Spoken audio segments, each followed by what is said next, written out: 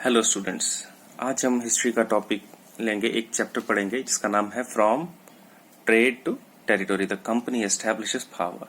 Trade मतलब होता है बिजनेस करना, टेरिटोरी मीन्स एक जगह, एक लैंड, एक एरिया। इस चैप्टर में हम पढ़ेंगे कि किस तरह से सिंपली बिजनेस पर्पज से लेकर जो था, किस तरह से पावर में कंपनीज आई थी। ये बात मोस्टली जहां पे हम बात करेंगे, इंडिया में ब्रिटिशर्स ने सबसे ज्यादा देर तक रूल किया है। कैसे किया, एक लंबी स्टोरी आती है, बट सबसे पहले जो ब्रिटिशर्स वगैरह थे, उन्होंने एक ईस्ट इंडिया कंपनी जो थी 1600 में इंडिया में लाई। उन्होंने किस वजह से, बिजनेस पर्पज से, क्योंकि यहाँ पे इंडिया में इनको एक सस्ते दामों पे कॉटन, सिल्क जैसे प्रोडक्ट्स थे, वो मिलते थे। उसी दौरान अगर आप देखेंगे, उससे पहले लेकिन पोर्टुगीज भी आए थे इंडिया में। गोवा में सी रूट उन्होंने फॉलो किया था। मोस्टली सी रूट फॉलो किया जाता था हर जगह आने जाने के लिए। वो भी 1498 में आ चुके थे। मगर हमारे इंडिया में जो सबसे ज्यादा प्रभाव था किसी का, वो ब्रिटिशर्स का था। डच और फ्रेंच भी आए थे यहाँ पे अपना कब्जा जमाने के लिए।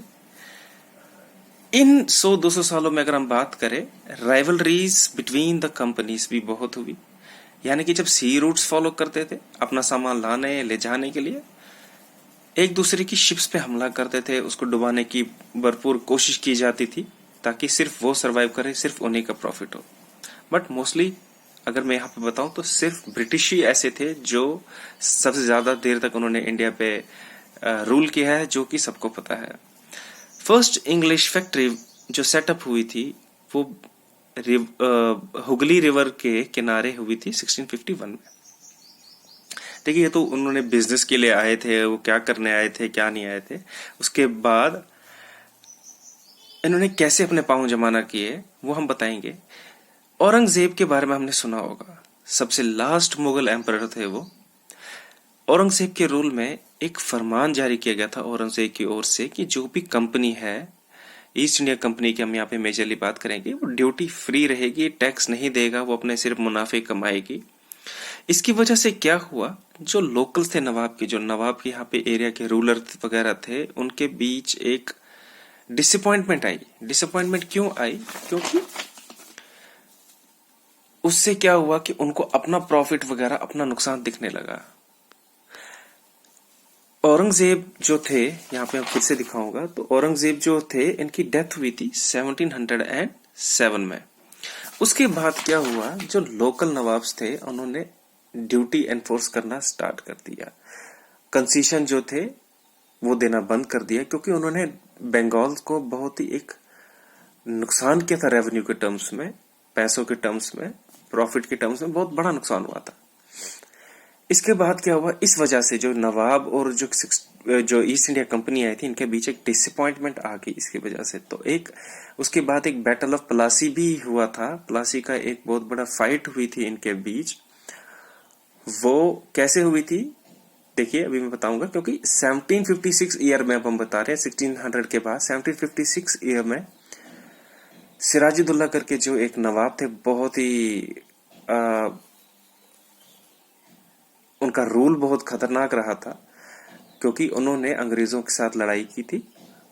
वो अली वर्दा खान जो 1756 में जिनकी डेथ हुई थी, उनके बाद वो नवाब बने थे। बहुत ही स्ट्रांग रूलर रहे थे वो भी। उन्होंने जो ये कंपनी थी ईस्ट इंडिया कंपनी, इनको रेवेन्यू पे करने को बोला। ईस्ट इंडिया कंपनी ने मना किया। सिराजुद्दौला ने 30,000 सोल्जर्स के साथ मार्च किया ईस्ट इंडिया कंपनी की एक जगह पे, लोकेशन जहां पे नाम था कासिम बाजार, और उनके कंपनी ऑफिशियल्स को भी बंदी बनाया। इसके बाद क्या हुआ, इतना बड़ा फेलियर मिला।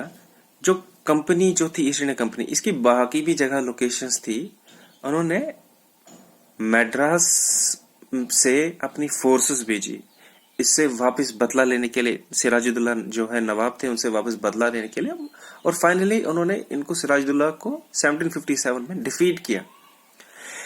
ये देखिए मैंने लिखा है this continued disappointment among the local nawabs over the years. In 200 साल में 250 साल में जो लोकल्स थे उनके बीच बहुत ही एक डिसअपॉइंटमेंट आया, क्योंकि जो भी प्रॉफिट होता था वो ब्रिटिश कंपनीज आपस में बांट लेती थी या ले जाती थी। जो इंडिया में जो नवाब्स थे उस टाइम पे या बाकी एरियाज में भी ब्रिटिश आहिस्ता आहिस्ता पहुंच चुकी थी, अपने पांव जमा चुकी थी, तो एक डिसअपॉइंटमेंट आ गया।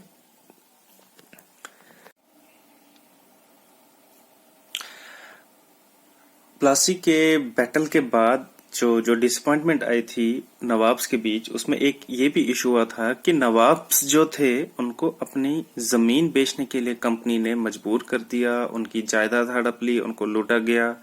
तो काफी सारे ऐसे इश्यूज हुए आहिस्ता आहिस्ता। ये देखिए मैंने यहाँ पे लिखा है slowly and gradually between the phase 1757 to 1857, यानी इस दौरान कंपनी ने क्या किया, इंटरफेयर करना स्टार्ट कर दिया। किसमें? Internal affairs of Indian states, यानी कि जो इंडिया में जो बाकी स्टेट्स थी, जितने भी स्टेट्स थी जहां जहां पे इनका रूल था वहां पे इन्होंने इंटरफेरेंस करी। इंटरफेरेंस क्या करी? To decide the successor of the throne, कौन राजा बनने के लायक है या कौन नवाब बनने के लायक है। जो हकदार थे वो बन नहीं पाते थे, कैसे चलना पड़ेगा, किसको कौन सी पोजीशन या कौन सी रैंक में कैसा काम करना पड़ेगा। तो ऐसे ऐसे करके इन्होंने बहुत ही डिसअपॉइंटमेंट्स इनके बीच लाए, नवाब्स में या लोकल्स के बीच में लाई। अब हम इसी दौरान अगर हम पढ़ें इस फेज की 1782 1799, ये वो दौर था जब टीपू सुल्तान ने रूल किया था मैसूर में। इसको टाइगर ऑफ मैसूर कहा जाता था। इन्होंने क्या किया, मैसूर जो एरिया था उसने उन्होंने एक स्ट्रेंथ गेन करी थी इसके टीपू सुल्तान और उनके अर्लियर यानी उनसे पहले उनके फादर के रूल दौरान इन्होंने 4 लड़ाइयां लड़ी ब्रिटिशर्स के साथ।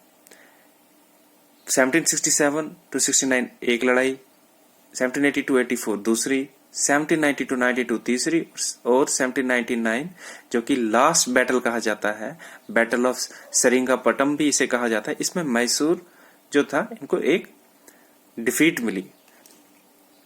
अब बाकी स्टेट्स में भी आहिस्ता आहिस्ता डिसअपॉइंटमेंट आ रही थी। ब्रिटिश ने बहुत ही डिसअपॉइंटमेंट वो इनके अंदर फैलाई थी। यहाँ पे लिखा है मैंने वॉर विद मराठास, मराठास के साथ भी जो लड़ाई हुई, ब्रिटिश उनके 2-3 लड़ाइयां हुई थी, बैटल्स हुई थी, और उसमें ब्रिटिश जो थे उन्होंने जो थर्ड वॉर था फाइनली उसमें इनको डिसअपॉइंटमेंट दी थी। मराठास को भी इन्होंने बहुत कोशिश की लड़ने की, बट जीत नहीं पाए।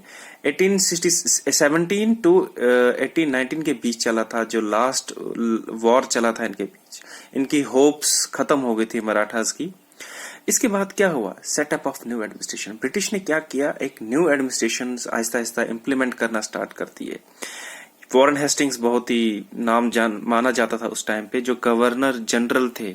1773 से 1785 के बीच उन्होंने इंडिया में रूल किया था अपने गवर्नरशिप का। इन्होंने एक इम्पोर्टेंट रोल प्ले किया था in the expansion of company की पावर में, ताकत में। इन्होंने जो टेरिटरी थी जहां पे ब्रिटिश रूल करते थे उसको बढ़ाया और नए नए सिस्टम लाना स्टार्ट किए। न्यू कोर्ट सिस्टम उस टाइम पे इन्होंने लाए थे, जिसमें से एक क्रिमिनल कोर्ट था जिसको फौजदारी अदालत कहते थे, और एक सिविल कोर्ट था जिसको दीवानी अदालत कहते थे। ऐसे ऐसे नए रूल्स लाए, इम्प्लीमेंटेशंस लाए। इन्होंने क्या किया उस दौरान, ब्रिटिश ने यहाँ पे लोकल्स जो थे इंडिया में उनको सेलेक्ट किया, उनकी एक आर्मी बनाई। आर्मी क्यों बनाई? क्योंकि ब्रिटिश सिर्फ इंडिया में ही रूल नहीं करते थे, बाकी कंट्रीज में भी रूल करते थे। जैसे बर्मा था, अफगानिस्तान पे, वहां पे लड़ाइयां करने के लिए, अपनी स्ट्रेंथ बढ़ाने के लिए इन्होंने यहाँ पे लोकल्स की एक आर्मी बनाई, एक यूनिफॉर्मिटी लाई। उन आर्मी वालों को एक, जैसे ये मस्केट लिखा है मैंने, मस्केट गन्स, हैवी गन्स देना स्टार्ट कर दिए। या मैच लॉक एक ऐसी गन होती थी जिसको में पाउडर का यूज होता था, माचिस से आग लगाई जाती थी, फिर बुलेट फायर होती थी। तो वैसे वैसे एक यूनिफॉर्मिटी लाई, ट्रेडिशन लाया, एक आर्मी वैसी बनाते गए। क्यों बनाते गए? ताकि वो अपना दबदबा चाहे जिस भी मुल्क में हो, जिस भी कंट्री में हो, अपना बना के रहे। Until 1857 transformed into territorial colonial power from trading। 1857 तक 1600 से हमने स्टार्ट किया था जब ईस्ट इंडिया कंपनी आई थी।